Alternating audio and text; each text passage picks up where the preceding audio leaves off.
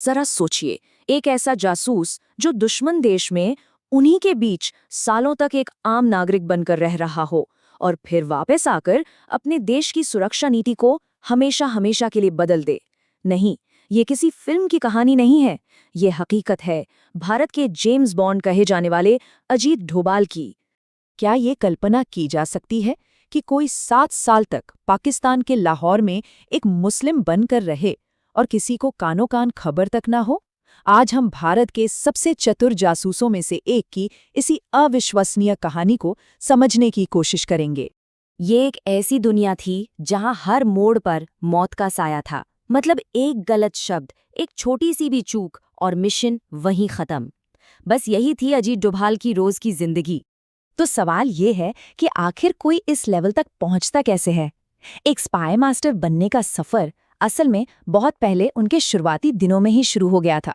1945 में पौड़ी गढ़वाल में जन्मे डोभाल के खून में ही देश सेवा थी, क्योंकि उनके पिता सेना में थे। लेकिन उन्होंने वर्दी का रास्ता नहीं चुना। इकोनॉमिक्स में मास्टर्स करने के बाद वो आईपीएस बने, पर उनकी असली मंजिल कहीं और ही थी। और देखिए, सिर्फ 4 साल के अंदर ही वो इंटेलिजेंस की दुनिया यानी आईबी का हिस्सा बन गए। एक युवा आईपीएस अधिकारी के तौर पर उन्हें बहुत जल्द ही एक बड़े संकट का सामना करना पड़ा। साल था 1972।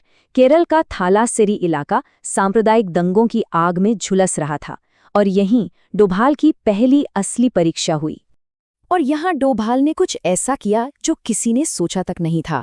उन्होंने लाठी या बंदूक का सहारा लिया ही नहीं, इसके बजाय वो सीधे दोनों गुटों के नेताओं के पास गए, उनकी शिकायतों को सुना और उनकी साइकोलॉजी को समझा। और नतीजा, सिर्फ 1 हफ्ते में बिना एक भी गोली चले शांति लौट आई। ये बल का नहीं बल्कि बुद्धि का प्रयोग था। इस कामयाबी ने उन्हें रातों रात सुर्खियों में ला दिया।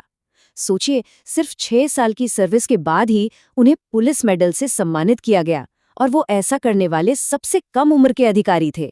पर ये तो बस शुरुआत थी। लेकिन असली परीक्षा तो अभी बाकी थी। एक ऐसा मिशन जो उनकी जान ले सकता था और जिसने उन्हें एक लेजेंड बना दिया। पाकिस्तान में 7 साल, बिल्कुल दुश्मन के दिल में।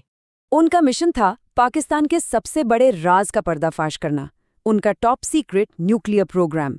ये एक ऐसा काम था जहां हर सांस के साथ मौत का खतरा था। तो सवाल था कि ये किया कैसे जाए? डोभाल का तरीका बिल्कुल हैरान करने वाला था। उन्होंने एक भिखारी का भेष बनाया और महीनों तक काहूटा परमाणु प्लांट के पास डेरा डाल दिया।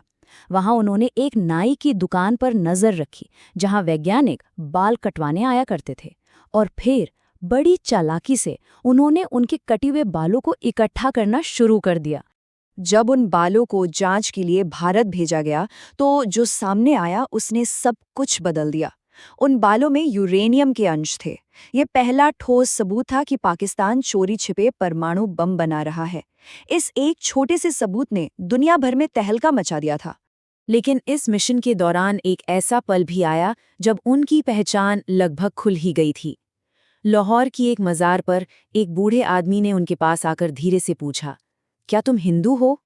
एक पल के लिए डोभाल की दुनिया हिल गई, पर उन्होंने खुद को संभाला और साफ इनकार कर दिया।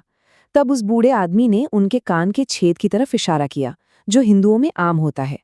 किस्मत अच्छी थी कि वो आदमी भी एक हिंदू था जो अपनी पहचान छुपाकर रह रहा था। लेकिन डोभाल ने कोई रिस्क नहीं लिया। इस घटना के फौरन बाद उन्होंने प्लास्टिक सर्जरी करवाकर उन छेदों को हमेशा के लिए बंद करवा दिया। पाकिस्तान से लौटने के बाद डोभाल का रणक्षेत्र बदल गया। अब जंग देश के बाहर के दुश्मनों से नहीं, बल्कि देश के अंदरूनी खतरों से थी। साल 1988, स्वर्ण मंदिर एक बार फिर आतंकवादियों के कब्जे में था। लेकिन सरकार ऑपरेशन ब्लू स्टार की खूनी गलती को दोहराना नहीं चाहती थी। इस बार ताकत से ज्यादा दिमाग की जरूरत थी, और यहीं पर डोभाल की एंट्री हुई। डोभाल ने फिर वही किया जिसमें उन्हें महारत हासिल थी, भेष बदलना। वो एक रिक्शा चालक बनकर मंदिर के आसपास घूमते रहे और फिर खुद को एक आईएसआई एजेंट बताकर आतंकवादियों का भरोसा जीत लिया। उन्होंने अंदर से उनकी संख्या, उनके हथियार और उनके हर एक ठिकाने की जानकारी बाहर पहुंचानी शुरू कर दी। इसके बाद आया 90 का दशक और कश्मीर आतंकवाद की आग में जल रहा था। यहाँ डोभाल ने अपनी सबसे विवादित लेकिन सबसे असरदार रणनीतियों में से एक पेश की, कांटे से कांटा निकालना। इसका सीधा मतलब था आतंकवादियों को ही आतंकवादियों के खिलाफ इस्तेमाल करना। उन्होंने कूका पारे जैसे आतंकियों को भारत के पक्ष में कर लिया। इन लोगों ने मिलकर एक ऐसा ग्रुप बनाया जिसने पाकिस्तान समर्थित गुटों की कमर तोड़कर रख दी, और इसी की बदौलत सालों बाद 1996 में कश्मीर में चुनाव कराना मुमकिन हो पाया। सालों के तजुर्बे के बाद 2014 में डोभाल भारत के राष्ट्रीय सुरक्षा सलाहकार बने, और अब उनके पास पूरे देश की सुरक्षा नीति को बदलने का मौका था।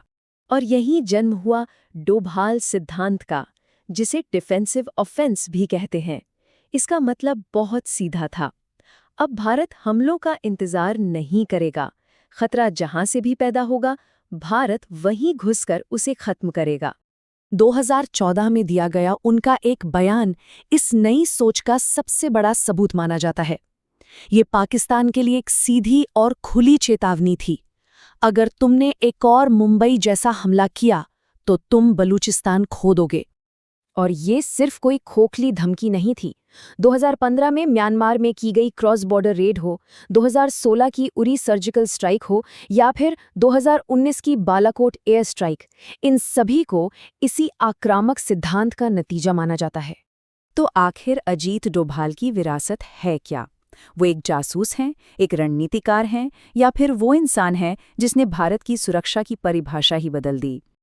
और यही सबसे बड़ा सवाल भी है, क्या ये आक्रामक सुरक्षा नीति सिर्फ एक व्यक्ति यानी अजीत डोभाल के साथ ही खत्म हो जाएगी, या फिर ये भारत की राष्ट्रीय सुरक्षा की सोच में आया एक परमानेंट बदलाव है जो आने वाले कई सालों तक कायम रहने वाला है? इसका जवाब तो खैर सिर्फ वक्त ही देगा।